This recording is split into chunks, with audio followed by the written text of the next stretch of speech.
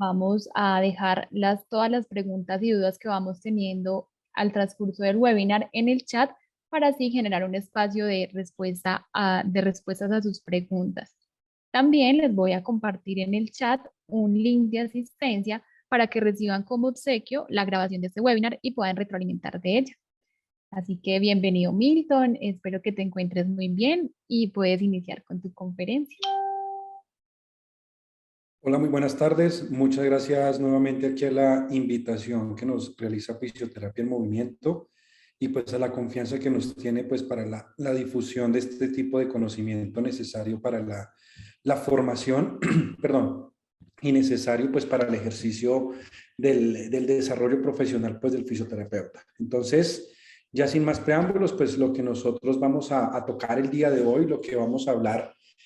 hoy pues va a ser referente sobre uno de los pilares y sobre uno de los elementos fundamentales que está apareciendo dentro de la valoración y que está apareciendo dentro de las competencias necesarias que debe de tener un fisioterapeuta hoy en día, pues dentro de la valoración de este paciente críticamente enfermo y dentro de la valoración de este paciente que nosotros podemos tener en un estado crítico y pues que nosotros podemos tener dentro de esto. Pues hoy en día esta parte de la intervención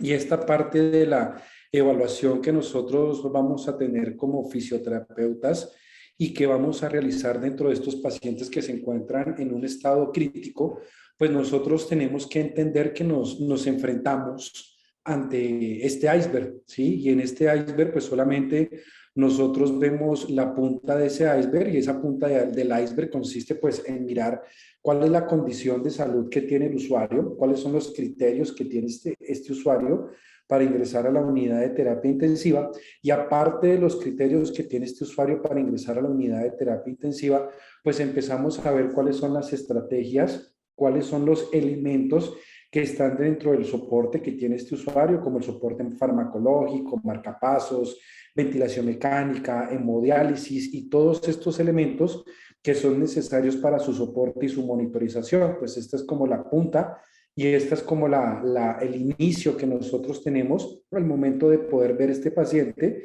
que nosotros tenemos dentro de la unidad de terapia intensiva. Aparte de esto, pues nosotros podemos ver que ya en la base del iceberg, lo que ya nosotros no podemos ver, vamos a ver que los modos y los parámetros que se utilizan dentro de la ventilación mecánica empiezan a generar modificaciones y empiezan a generar alteraciones en nuestras estrategias de intervención y que éstas empiezan a generar efectos y que éstas empiezan a generar modificaciones dentro de la intervención y dentro del entorno del fisioterapeuta que tiene el paciente en cuidado crítico. El otro son los elementos que nosotros tenemos pues presentes dentro, perdón, los elementos que nosotros tenemos presentes dentro de la monitorización y que este seguimiento de la monitorización nos va a permitir establecer el seguimiento a las diferentes variables fisiológicas y nos va a permitir establecer un seguimiento pues al cómo se va comportando el usuario. Y pues aparte de esto, pues a nivel de los cambios fisiológicos, nosotros empezamos a mirar y nosotros empezamos a determinar los efectos y las implicaciones que se empieza a tener desde un punto de vista fisiológico y lo que nosotros debemos de tener como fisioterapeutas es cómo estos cambios fisiológicos me empiezan a mí a afectar y me empiezan a mí a modificar mi estrategia y me empiezan a modificar a mí mi intervención como fisioterapeuta ante los pacientes que están en estado crítico. Y como último, pues todos estos elementos, la condición de salud, la selección de estrategias de monitorización y seguimiento, los modos y parámetros ventilatorios, la monitorización y todos estos cambios fisiológicos pues van en aras y van en la corriente de que nosotros generemos una rehabilitación y que nosotros generemos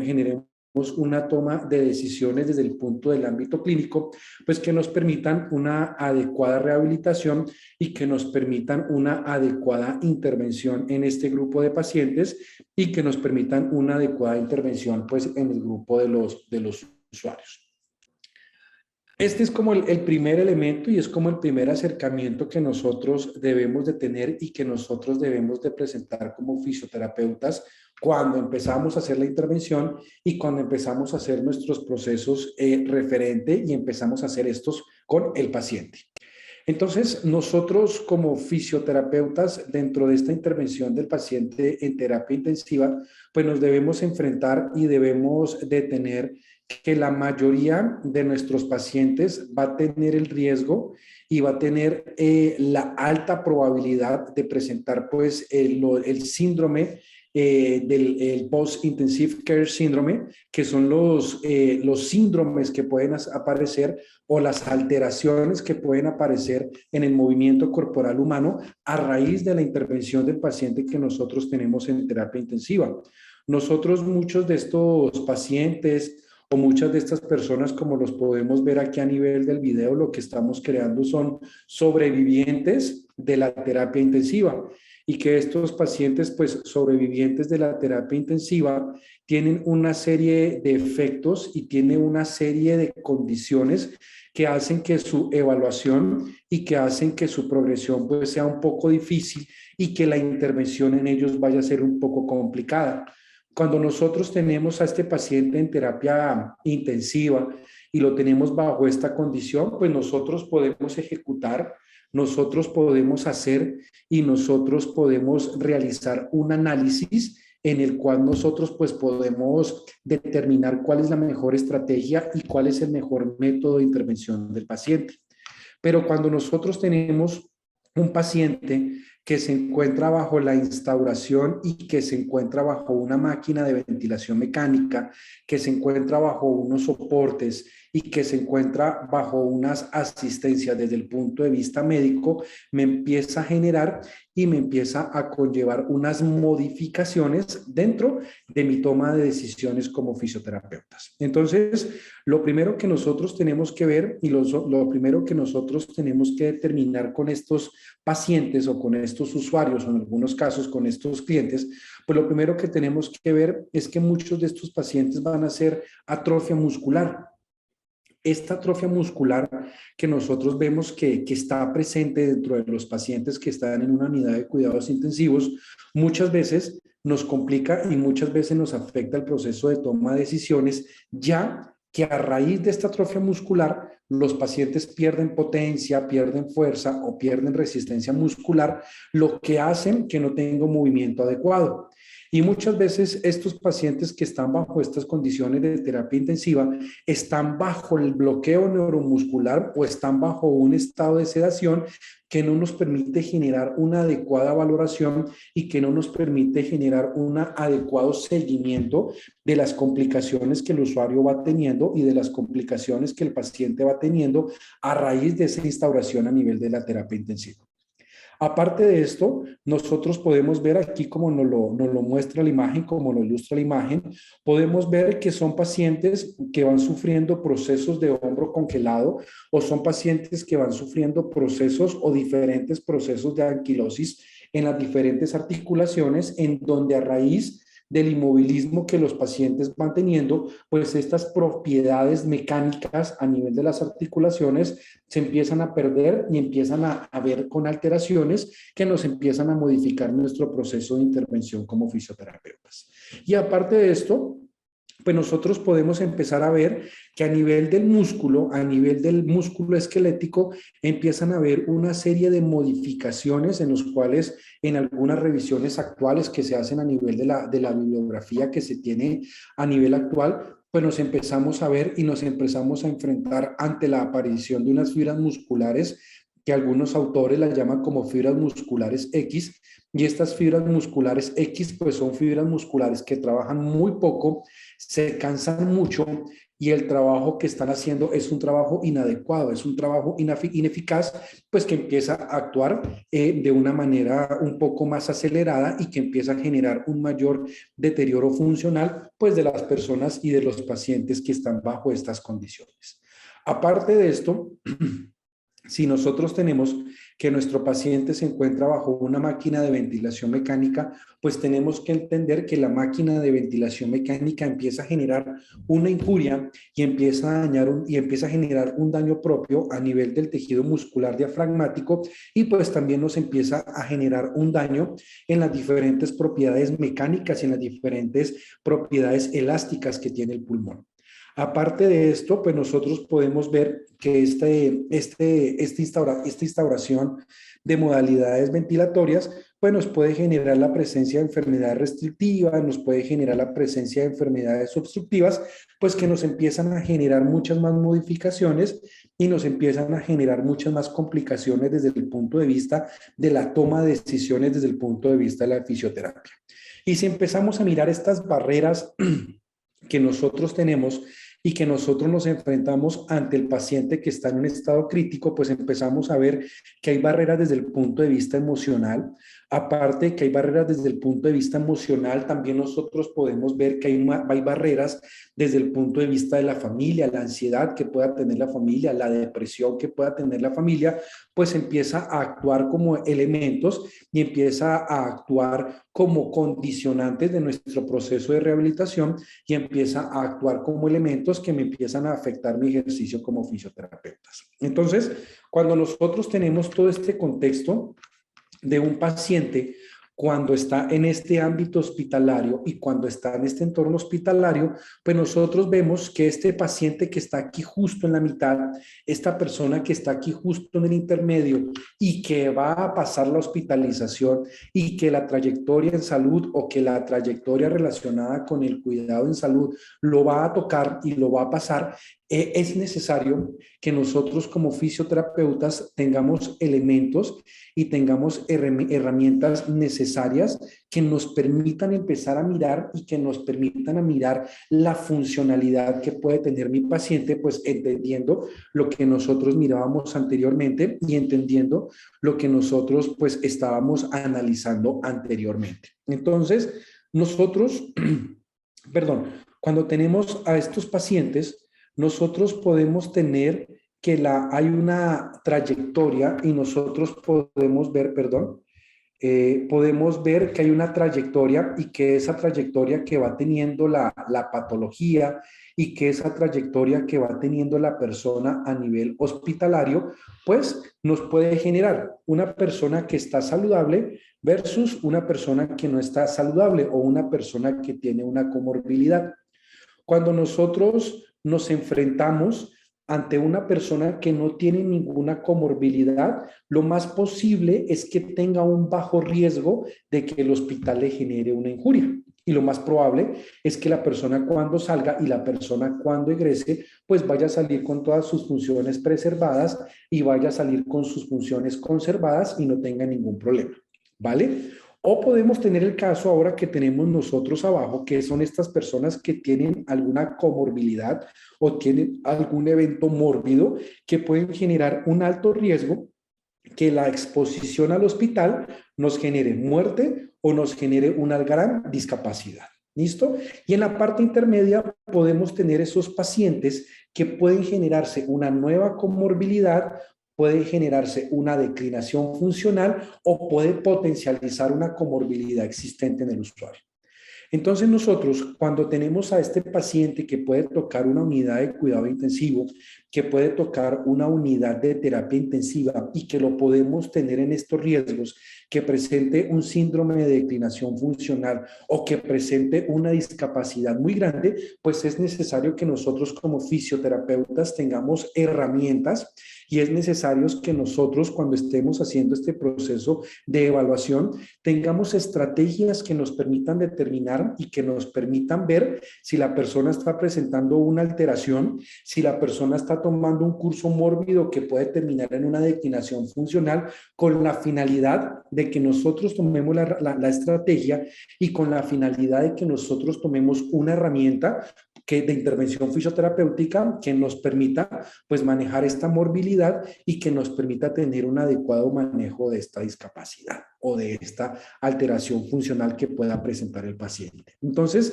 es por esto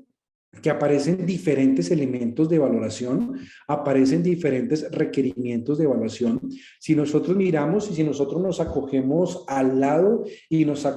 acogemos a lo que dice el pie de la letra de la CIF, pues nosotros tendríamos que evaluar 26 dominios, por decirlo así. Tendríamos que evaluar o tendríamos que tener un instrumento que nos permita la evaluación de los 26 dominios que según la CIF podría tener un paciente alterado y podríamos tener nosotros este elemento de evaluación, pues que nos permita hacer la completa valoración de todos los dominios que se pueden afectar desde un punto de vista de la funcionalidad física del paciente que se encuentra dentro de una terapia intensiva. Entonces, yo creo que la gran mayoría de nosotros que estamos acá, si somos fisioterapeutas, pues una estrategia o un elemento o un test que nos permita tener una completa valoración de estos 26 elementos, pues es un poco difícil, ¿sí? Existen varios instrumentos y dentro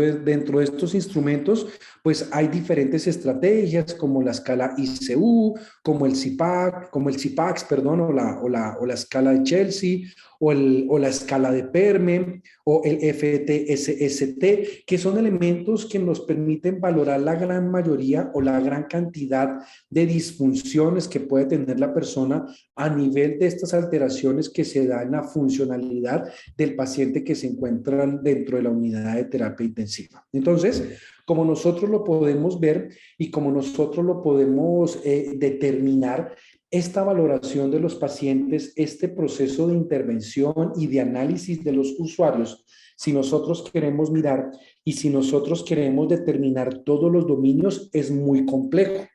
Y si nosotros miramos la funcionalidad del paciente,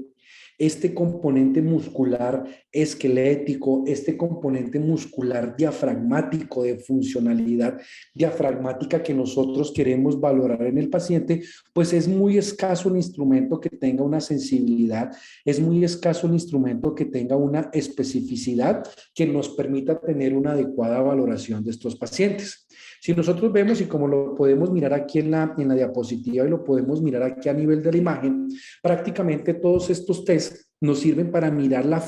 movilidad del paciente. ¿Esto qué significa? Que los permite valorar el paciente y nos permite establecer unas estrategias muy principales y unas estrategias muy puntuales cuando el paciente ya tiene cierto grado de movilidad. Pero recordemos lo que yo les decía a ustedes y lo que estábamos hablando cuando hablábamos de este usuario en terapia intensiva y que tenía ese riesgo del PICS. Es un paciente que está completamente inmóvil.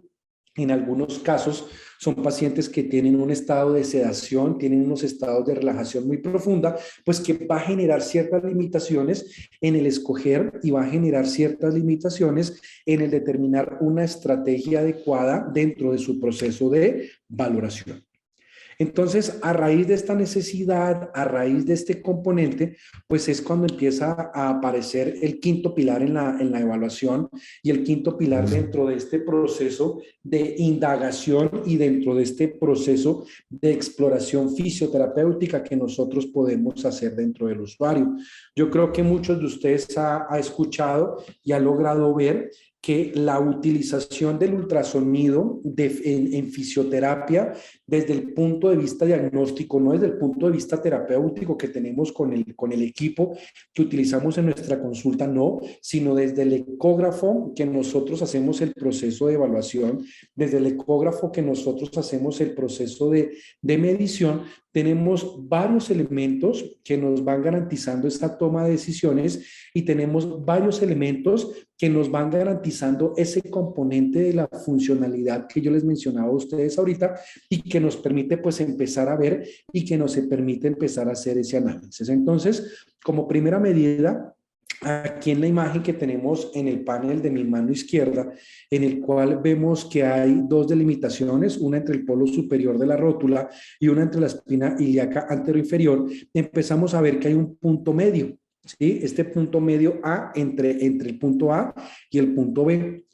Nosotros cuando establecemos una ecografía a nivel de este sector, a nivel de este componente anatómico, pues estamos mirando principalmente la masa muscular, estamos mirando principalmente cómo está este contenido de esta masa muscular a nivel del componente del cuádriceps. Como yo les decía a ustedes, cuando nosotros tenemos los pacientes, cuando nosotros tenemos los usuarios, ellos empiezan a hacer una atrofia y aparte de la atrofia, los usuarios empiezan a hacer un cambio en la estructura muscular y empiezan a hacer un cambio en la estructura anatómica y fisiológica del sistema musculoesquelético. Cuando nosotros hacemos este proceso de medición, nosotros podemos determinar si existe un elemento o podemos empezar a hacer una diferenciación si tenemos nosotros algo que se llama debilidad muscular adquirida en UCI o si nos estamos enfrentando ante un proceso de sarcopenia. Nosotros cuando tenemos este proceso de debilidad muscular adquirida en UCI, pues nos empezamos a enfrentar, perdónenme, que la salté sin querer, nos empezamos a enfrentar ante un proceso en el cual la persona pierde fuerza muscular, ¿cierto? Y este proceso de pérdida de la fuerza muscular me empieza a indicar que la persona tiene una debilidad muscular adquirida en la UCI. ¿Vale? Nosotros, ¿qué vamos a hacer? Nosotros vamos a tomar nuestro transductor, lo vamos a ubicar aquí en este punto medio entre los dos referentes anatómicos y cuando nosotros tenemos la proyección y cuando nosotros tenemos la imagen que produce el proceso de isonorización, nos va a permitir visualizar tres estructuras. Uno, la estructura que se encuentra más a nivel superior, pues va a ser el recto femoral. Una estructura que vamos a encontrar en término medio de la imagen, vamos a encontrar el vasto interno y vamos a encontrar una sombra acústica inferior que va a ser la sombra del fémur. Nosotros cuando tenemos estos tres componentes y cuando empezamos a hacer el proceso de valoración, nosotros a nivel de la UCI podemos empezar a establecer ni podemos empezar a generar un seguimiento que me permita a mí determinar si mi estrategia de monitoreo y si mi estrategia de intervención del paciente dentro del punto de vista de cuidado crítico me está generando debilidad muscular en UCI. ¿Cómo lo hago? En el día número 1 que ingresa mi paciente, hago este proceso de medición y capto la distancia que tengo entre la aponeurosis que me genera el recto femoral y la distancia que me genera la sombra acústica del fémur. Si nos damos cuenta, pues son estas dos concavidades que nosotros podemos valorar y estas distancias que nos empiezan a generar. Nosotros tomamos esta distancia, tomamos la distancia entre la aponeurosis y tomamos la distancia dentro del fémur. Y empezamos a hacer un seguimiento día por día de nuestro paciente.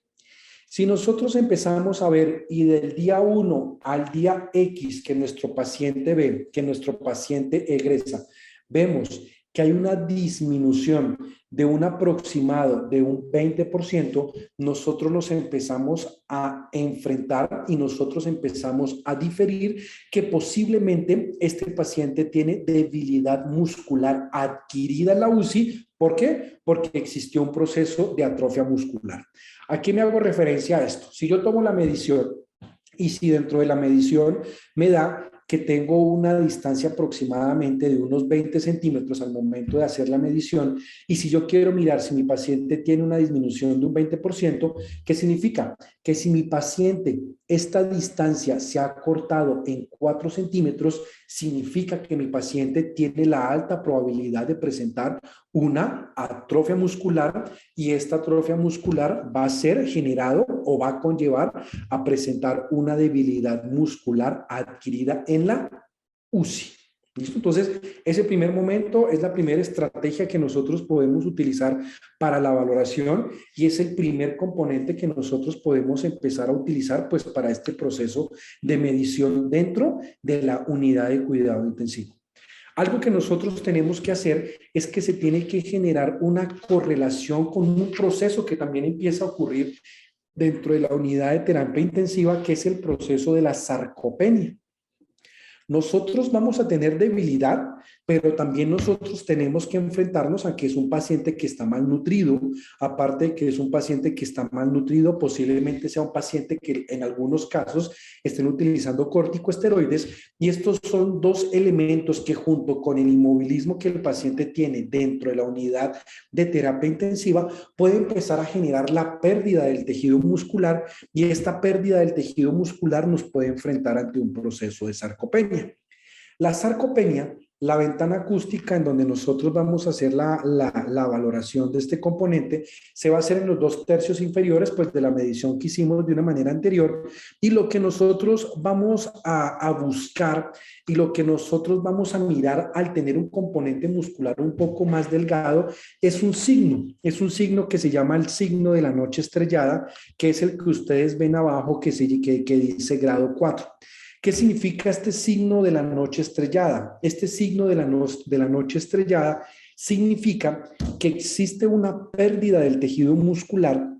y esta pérdida del tejido muscular ha generado una infiltración del tejido graso. Mucho cuidado con el término que estoy diciendo. No estoy diciendo que el músculo se convirtió en grasa, no. Sencillamente estoy diciendo que el espacio que estaba ocupando de manera anterior el tejido muscular, ahora está ocurriendo una infiltración del tejido graso. Si nosotros como fisioterapeutas establecemos estrategias, y si nosotros como fisioterapeutas queremos valorar la presencia de debilidad muscular adquirida en UCI versus un proceso de sarcopenia, pues nuestra estrategia de intervención va a estar modificada, porque una estrategia va a estar enfocada a generar de nuevo esa fuerza, mientras que la otra estrategia va a estar generada y va a estar encaminada a generar modificaciones musculares, como aumentar el grosor, aumentar vascularización, aumentar el número de mitocondrias, con la finalidad de poder regenerar y con la finalidad de poder generar de nuevo un acondicionamiento de este tejido muscular, pues para que pueda empezarse a revertir este proceso de sarcopenia junto con un adecuado proceso de nutrición. Entonces, cuando yo empiezo a valorar y cuando yo empiezo a generar una comparación entre la presencia de un proceso de debilidad muscular adquirida en UCI versus un proceso de sarcopenia inducida por el cuidado intensivo, yo tengo que valorar lo siguiente. Yo, cuando hago la valoración de la ecografía y empiezo a buscar la sarcopenia, tengo que empezar a buscar estas líneas y tengo que empezar a buscar esta infiltración grasa. Cuando yo hago la valoración y empiezo a darme cuenta que existe esta infiltración grasa, yo lo que tengo que hacer es determinar cuál es el nivel, y yo lo que tengo que hacer es determinar en qué grado se encuentra mi paciente a raíz de la presencia de esta sarcopenia, y en qué grado se encuentra mi paciente pues a raíz de este proceso de pérdida de masa muscular.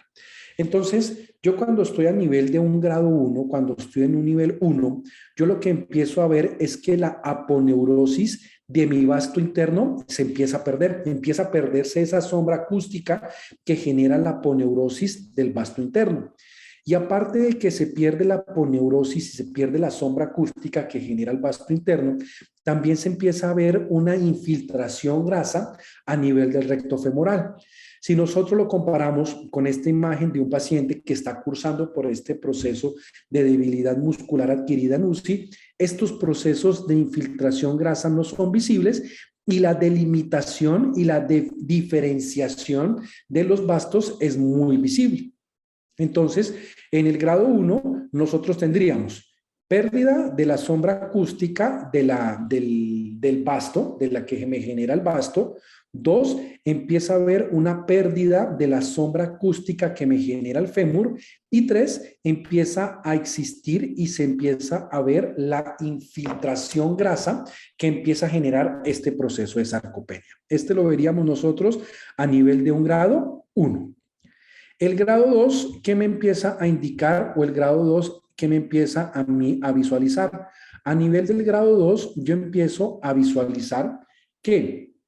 cuando yo hago la valoración, cuando yo hago la exploración de mi sombra acústica, ya empieza a aparecer este signo de la noche estrellada a nivel del recto femoral. Entonces, esto significa que ya hay una alta infiltración de grasa a nivel de mi tejido muscular y que esta infiltración grasa pues se está convirtiendo en un proceso de sarcopenia. Aparte de esto, si nosotros vemos y si hacemos la comparación, hay una pérdida completa, una pérdida parcial ya de la aponeurosis a nivel de mi vasto interno. Y si nosotros vemos la sombra acústica que genera pues este contacto de la fascia, este contacto que genera esa aponeurosis sobre el fémur, pues empieza a perder a nivel de la sombra del fémur y esto nos empezaría nosotros a determinar una alteración y una deficiencia de grado 2. ¿Listo? Y a nivel del grado 3, ya nosotros vemos que está completamente estrellado el cielo, por decirlo así. Ya vemos que hay una pérdida completa de la aponeurosis del recto femoral, hay una pérdida completa de la aponeurosis del vasto interno y ya empezamos a ver una pérdida de la sombra acústica que me empieza a generar el fémur. Entonces, aquí ya nos estamos enfrentando ante un paciente que ha perdido prácticamente, por así decirlo, por colocarle un término, las fibras musculares funcionales de su recto femoral y está empezando este proceso de sarcopenia a nivel del vasto interno. Y ya cuando nosotros nos encontramos ante este grado 4, como ya lo podemos ver, no hay sombra acústica a nivel del fémur y ya no se puede visualizar muy bien ninguna de las aponeurosis del recto femoral y ninguna de las aponeurosis a nivel del vasto interno, lo que nos empieza a determinar y lo que nos empieza a definir, pues que ya existe un completo proceso de sarcopenia a nivel de ese complejo muscular del cuádriceps y que nosotros podemos inferir y que nosotros podemos empezar a delimitar que muy posiblemente en los otros elementos y muy posiblemente en los otros componentes y en los otros cuadrantes también existe esta alteración y que ya nos estamos enfrentando ante un proceso de sarcopenia en el paciente. Si nosotros tenemos un paciente con debilidad muscular adquirida en UCI, si nosotros tenemos un paciente que también esta debilidad muscular migrar hacia un proceso de sarcopenia, pues nosotros nos vamos a encontrar ante un paciente que al momento de hacer nuestra intervención como fisioterapeutas va a estar muy limitada, nos va a afectar el proceso del destete ventilatorio y aparte de afectarnos el proceso del destete ventilatorio, también nos empieza a afectar y también nos empieza a complicar el proceso de recuperación de la funcionalidad y el proceso de recuperación de la movilidad de nuestros pacientes. Entonces, mire, que esta es una de las primeras utilidades que empieza a tener esta aplicación de la ecografía dentro del paciente que se encuentra en la unidad de cuidado intensivo y si lo complementamos con los test que estábamos viendo anteriormente, pues vamos a tener una mejor toma de decisiones y vamos a empezar a tener una mejor abordaje y una mejor terapéutica con nuestros pacientes. Entonces, esta es una primera utilidad. La segunda utilidad que nosotros vamos a tener de la utilización de este elemento de la ecografía es poder hacer una evaluación de la ecografía diafragmática. A nivel de la ecografía diafragmática, como ustedes lo ven y está ahí determinado y delimitado en una diapositiva, tenemos varios elementos como la línea axilar anterior, la línea axilar media, la línea axilar posterior, la línea medio clavicular, el reborde costal y la posible sombra que me puede ejecutar el movimiento del diafragma. Yo cuando tengo este proceso de valoración y yo cuando tengo este proceso de medición y estos procesos de medida a nivel de la ecografía del diafragma, yo puedo mirar dos procesos o yo puedo evaluar dos elementos dentro de mi paciente críticamente enfermo. Una valoración de estos procesos sería esa valoración y esa evaluación del engrosamiento diafragmático, ¿sí? Mirar este diafragma cómo se engruesa y mirar este diafragma, cómo se mueve al momento de pasar de una fase inspiratoria a pasar hacia una fase expiratoria. Entonces yo puedo mirar de una manera directa cómo está la función de este diafragma y puedo mirar cómo está la función del diafragma. Y aparte de esto, yo también puedo establecer Y yo también puedo evaluar y puedo mirar el desplazamiento que va teniendo el diafragma. Uno es mirar cómo es la contracción que realiza él a través del engrosamiento diafragmático, y el otro es el desplazamiento que tiene que realizar, y es el desplazamiento que tiene que ejecutar el diafragma, pues con la finalidad de yo mirar si él me genera una tracción sobre el parénquima pulmonar, y si esta tracción que genera sobre el parénquima pulmonar me garantiza un proceso y me garantiza una adecuada mecánica ventilatoria que se pueda traducir en un adecuado intercambio gaseoso. Entonces, ¿qué es esto del engrosamiento diafragmático? Esto del engrosamiento diafragmático es mirar principalmente el diafragma, qué comportamiento está teniendo al momento en que se está ejecutando su proceso de respiración. Y nosotros, cuando empezamos a valorar y cuando empezamos a determinar la movilidad que tiene este diafragma dentro del proceso de respiración, podemos calcular 4 elementos. Un elemento que podemos calcular es el grosor diafragmático. Entonces, como su nombre lo dice, es el grosor que tiene esta fibra muscular, es el grosor que tiene este componente muscular, pues al momento en que empieza a hacer sus movimientos. Es por eso que este grosor diafragmático se encuentra complementado por dos componentes. Se encuentra conformado y se encuentra complementado por un elemento que se llama el grosor diafragmático al final de la expiración, que es este movimiento o es este espacio que nosotros tenemos al diafragma al momento en que hace la expiración, qué tanto grosor, qué tanto engrosamiento hace. Y vamos a tener el grosor diafragmático que el diafragma tiene al finalizar el proceso de inspiración, o sea, cuando lo tenemos en una posición de aposición. Recordemos que al momento que nosotros, cuando hacemos la valoración, esta ventana, lo que nosotros estamos valorando aquí, estos tejidos subcutáneos, aquí estamos valorando un abdominal, aquí estamos valorando la costilla, y aquí dentro de esta costilla estamos mirando el espacio intercostal, y por debajo del espacio intercostal es que estamos logrando visualizar y estamos logrando ver este diafragma. Cuando nosotros hacemos esta valoración y cuando nosotros hacemos esta evaluación del grosor del diafragma, nosotros podemos inferir qué tanta acción y podemos inferir qué tanta potencia tiene el diafragma al momento de respirar y mirar si esta potencia es efectiva o no. ¿Yo cómo puedo mirar esa potencia del diafragma, o yo cómo puedo mirar o qué puedo hacer con ese dato de la movilidad diafragmática? Pues existe sencillamente, una manera matemática que existe mirar el radio del grosor diafragmático. Este radio del grosor diafragmático, ¿en qué consiste? Consiste en restar el grosor diafragmático al final de la inspiración menos el grosor diafragmático al final de la expiración. Lo ideal es que este movimiento tenga una diferencia de 2 centímetros. Si nosotros nos enfrentamos a que este movimiento del diafragma es mayor a 2 centímetros, pues nos encontramos ante un diafragma que tiene una adecuada movilidad. Nos encontramos ante un diafragma, que tiene un adecuado engrosamiento diafragmático. Si nosotros estamos por debajo de estos 2 milímetros, en algunos casos se habla de porcentaje, y vemos que estamos por debajo de este grosor diafragmático, pues empezamos a definir y empezamos a determinar que tenemos una atrofia diafragmática. Entonces, cuando nosotros hacemos la valoración de este elemento y dentro de la utilidad que tiene la valoración de este grosor diafragmático, es que tiene un gran valor pronóstico y tiene un gran valor predictivo sobre el destete o sobre el retiro de la ventilación mecánica. En este estudio que se realizó aquí en México, se determinó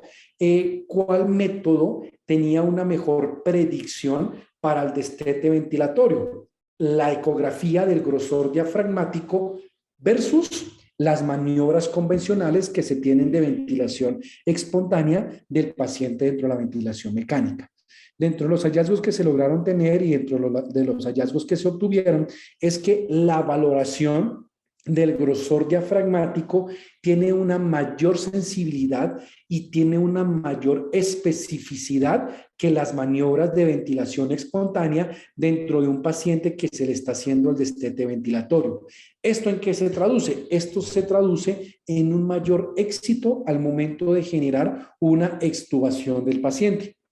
Y este mayor éxito que se genera al momento de extubar un paciente, pues se traduce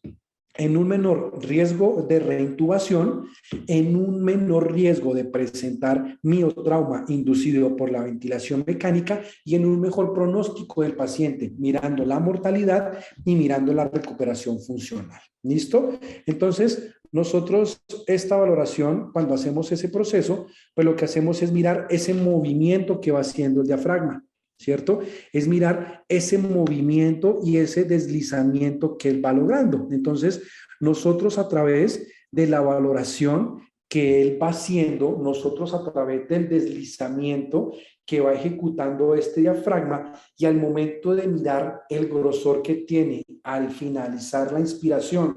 versus el grosor que tiene este diafragma al finalizar la expiración, pues nosotros podemos determinar si se tiene una adecuada mecánica ventilatoria y si esta adecuada mecánica ventilatoria que tiene el diafragma es la ideal para generar un proceso de destete. Y es lo que yo les decía a ustedes, tiene que ser una medida mayor, a los 20 milímetros y esta medida mayor a 2 milímetros,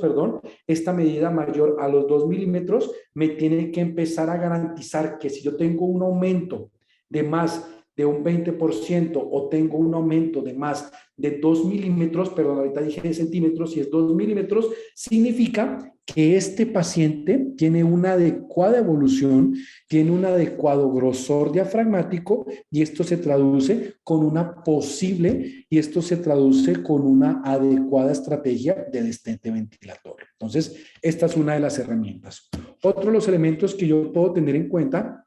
es el desplazamiento que empieza a tener el diafragma. Este desplazamiento diafragmático, como su nombre lo dice, es este movimiento, es este tremor que va generando la acción del diafragma y al nosotros evaluar si este proceso de respiración es bueno, si este proceso de excursión es el adecuado, yo puedo hablar de una adecuada mecánica ventilatoria y yo puedo hablar de una adecuada mecánica diafragmática, ¿sí? ¿Yo cómo miro esto? Yo tomo esta onda de valoración y tengo que identificar dos componentes. Cuando yo estoy hablando aquí de este componente, estoy hablando de la fase expiratoria. Y yo cuando estoy hablando aquí de este pico, estoy hablando de la fase inspiratoria. ¿Yo qué voy a hacer? Voy a tomar la regla que trae el ecógrafo, miro el final de la expiración y miro el final de la inspiración y trazo una línea. Lo ideal es que esta línea sea superior a 10 milímetros. Si este desplazamiento diafragmático, si esta medición es superior a 10 milímetros, significa que la acción que ejecuta el diafragma es una adecuada acción, es un adecuado desplazamiento que me genera una adecuada tracción sobre el parénquima pulmonar. Y si yo tengo esta acción de que se me genera una adecuada acción sobre el parénquima pulmonar, lo más probable es que mi paciente pueda ser extubable. ¿Listo? En algunos casos, esta evaluación de ultrasonido del paciente a nivel de la movilidad diafragmática, en muchos casos se ha comparado con la presión esofágica. Nosotros que trabajamos a nivel de la terapia intensiva, estamos viendo que esta medición de la presión esofágica tiene mucha utilidad sobre la valoración del compliance y de la dinámica que está teniendo el ventilador mecánico con mi paciente. Y si a esto nosotros le anudamos y si a esto nosotros le sumamos la valoración a través de una ecografía del grosor diafragmático y de la movilidad diafragmática, vamos a tener una ventilación mecánica que se ajusta al paciente. Y al momento de tener una ventilación mecánica que se ajuste al paciente, pues nosotros vamos a tener un adecuado destete y nosotros vamos a tener una adecuada evolución del paciente. Entonces, si nosotros como fisioterapeutas vemos que tenemos estas herramientas que nosotros tenemos estas estrategias adicionales a los test y medidas convencionales, adicionales a los test y medidas que nosotros utilizamos, y empezamos a utilizar esta ultrasonografía y nos empezamos a capacitar en esta utilización del ultrasonido dentro de la valoración del paciente críticamente enfermo, va a mejorar nuestro ejercicio y va a mejorar nuestro proceso de intervención como fisioterapeutas. ¿Listo? ¿Qué utilidades podemos tener? Podemos tener una utilidad como esta, que al momento de nosotros ver y al momento de nosotros determinar que no existe una movilidad diafragmática, podemos empezar a determinar que existen procesos de parálisis del diafragma. Entonces, al momento de nosotros tener esta información de que tenemos pacientes con parálisis diafragmática, pues lo que vamos a hacer es a optimizar, y lo que vamos a hacer nosotros es a potencializar y a modificar nuestra estrategia de intervención del paciente. Puede ser que ahorita en el caso de los pacientes con COVID, puede ser que el paciente tuvo una posición prona inadecuada. Esa posición prona inadecuada nos genera una compresión del plexo braquial, y estas alteraciones a nivel del plexo braquial, recordemos nosotros que tiene cierto nivel de impacto sobre el nervio frénico, y estos niveles de impacto sobre el nervio frénico pueden impactar sobre la mecánica diafragmática. Entonces, miren que esta valoración a través de la ecografía nos permite empezar a tener unos panoramas diferentes sobre el abordaje y sobre la intervención que nosotros debemos de tener sobre nuestros pacientes. Entonces, pues esto es una tabla en el cual pues se nos empieza a determinar, es una tabla en el cual se empiezan a establecer los límites de movilidad y los niveles de movilidad diafragmática adecuados que deben de tener los pacientes al momento de hacer una valoración y al momento de hacer un proceso de intervención fisioterapéutico en estos pacientes, en el cual pues se empiece a lograr y se empieza a tener una estandarización y se empiece a tener un adecuado seguimiento de los pacientes que están bajo ventilación mecánica, de los pacientes que están dentro de una unidad de cuidado intensivo y dentro de los pacientes que van a ser intervenidos por fisioterapia. ¿Listo? Entonces, pues espero que esta rápida introducción a la ecografía les abra a ustedes un poco la mente sobre las diferentes estrategias, sobre los diferentes elementos que se pueden tener dentro de la intervención de los pacientes, dentro de la rehabilitación pulmonar, dentro del cuidado crítico y pues, pues mirar hacia el futuro que va la fisioterapia. Muchas gracias. Perfecto, Milton. Muchísimas gracias a ti por esta información tan útil. Es en verdad muy útil y práctica para nuestra profesión. Entonces, los invito a todas las personas que estamos conectadas a que si tienen inquietudes las vayan exponiendo en el chat para así dar un bloque de respuestas a sus preguntas o inquietudes. Entonces, antes de esto, como lo mencionaba pues al principio de este webinar, Milton será uno de nuestros ponentes en un diplomado en rehabilitación cardiopulmonar. Es un diplomado avanzado, el cual tiene fecha de inicio para el próximo 21 de marzo y finaliza el 13 de julio. Este va a ser en modalidad online para que todos ustedes puedan participar desde el lugar de sus casas, también pues para que nos conectemos con diferentes fisioterapeutas de toda Latinoamérica. Al formarte con nosotros en fisioterapia en movimiento, vas a poder obtener pues un diploma avalado internacionalmente. Este será avalado por Fisioterapia en Movimiento y por la International Physical Therapy Group de Miami, Florida, quien nos certifica 160 horas de formación teórico-práctica. Adicional y no menos importante, nosotros contamos con un acceso a una aula virtual. Esta se llama Virtual Mode. Es una plataforma de aprendizaje donde van a quedar grabadas cada una de las clases por tiempo limitado para que puedan retroalimentar y volver a ver los conocimientos pues, que se van a abarcar durante el diplomado. Y para finalizar, pues con este webinar, para todas las personas que están conectadas en este momento y deseen participar en el Diplomado Internacional Avanzado en Rehabilitación Cardiopulmonar, por inscribirse el día de hoy van a obtener un regalo especial, y es que van a poder inscribirse en el diplomado y recibirán gratis un acceso a la certificación internacional en Escuela de Emprendedores, que es una certificación para materializar tu idea de negocio. Esta oferta estará válida solamente por 24 horas, así que si tienen de pronto alguna inquietud para registrarse en el diplomado, pueden escribirnos a través de nuestras redes sociales o también contactar su asesor comercial. Bueno, perfecto. Por acá veo que en el chat ya nos van dejando los comentarios.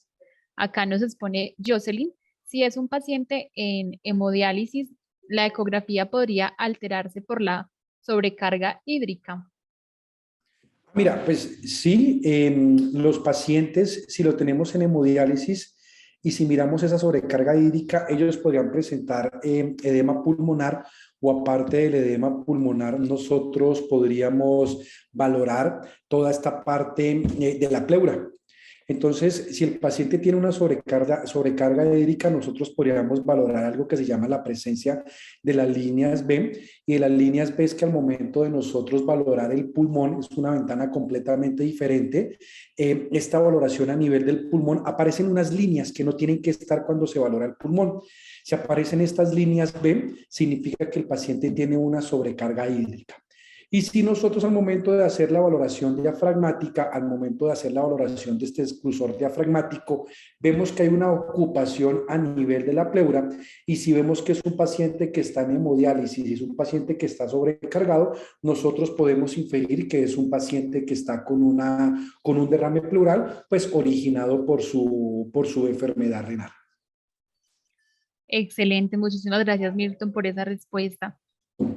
Por acá también nos están preguntando que cuáles son los aspectos de mayor relevancia que vamos a ver contigo, en este caso, pues en el módulo que vas a estar acompañándonos en este diplomado. Conmigo específicamente es, obviamente, toda la parte de la valoración. Aparte de la valoración, vamos a ver todo lo que es anatomía y fisiología. Y aparte de la anatomía y fisiología, vamos a ver ese primer acercamiento que tenemos con un paciente que está en rehabilitación pulmonar, que es todas las técnicas de higiene y todas las técnicas de clearance pulmonar. Perfecto, muchas gracias, Milton. No sé si alguien más tenga alguna inquietud que nos puedas poner a través del chat. Recuerden pues que ya el diplomado inicia el próximo 21 de marzo, entonces tenemos los últimos cupos para la inscripción. Por acá nos dices que excelente, muchas gracias. Bueno, muchísimas gracias a ustedes por conectarse en esta conferencia. También pues a Milton por el espacio. Esperamos que todos puedan participar en el diplomado. En realidad va a estar de lujo, por decirlo así, y pueden actualizar sus conocimientos y mejorar su reconocimiento profesional. Acá nos deja Vanessa, nos dice, buenas noches, primero agradezco el espacio. Mi pregunta es con respecto a la utilidad ecográfica en la detención a la sarcopenia. En el caso de pacientes con obesidad, ¿se tienen en cuenta las mismas características ecográficas? Sí, el único problema, por decirlo así, que nos puede colocar un paciente que tiene obesidad y al momento de hacer ese proceso de valoración es que nos puede afectar un poquito la obtención de la sombra acústica. Pero nosotros a través de la exploración podemos aislar muy bien esa sombra acústica, podemos aislar un poco ese tejido graso y poder identificar muy bien. La ventaja que tiene el músculo es que el músculo nos tiene esa conformación de aponeurosis, a no ser que esté sarcopénico, y esa conformación a través de la aponeurosis nosotros nos la podemos valorar y la podemos mirar, ¿sí? La sarcopenia va a ser como un signo específico que es el signo de la noche estrellada, se van a ver como estrellas, ¿sí? Se va a ver como un cielo estrellado, mientras que nosotros miramos el tejido graso se van a ver como bandas, ¿sí? Entonces, esta es una manera que nos va a permitir hacer ese proceso de diferenciación y nos va a permitir hacer esa disertación entre el paciente con obesidad y que pueda presentar obesidad. Entonces, la limitación es más como la sombra acústica, pero ya después de que uno pueda limitar y pueda tener una muy buena sombra acústica, sí puede diferenciar muy bien del tejido graso y del tejido muscular que se está convirtiendo en un tejido muscular de tipo sarcopénico. Excelente, Milton. Bueno, muchísimas gracias por el espacio, por resolvernos todas estas inquietudes y por esta muy buena exposición. Esperamos también que de parte de Fisioterapia en Movimiento a todas las personas que se conectaron les haya gustado mucho, que puedan haber adquirido nuevos conocimientos o complementar unos tantos. No siendo más, les deseo una feliz noche y a ti, gracias Milton, nuevamente por este espacio. Vale, muchas gracias. Hasta luego, que estén bien. Que estén muy bien, hasta luego.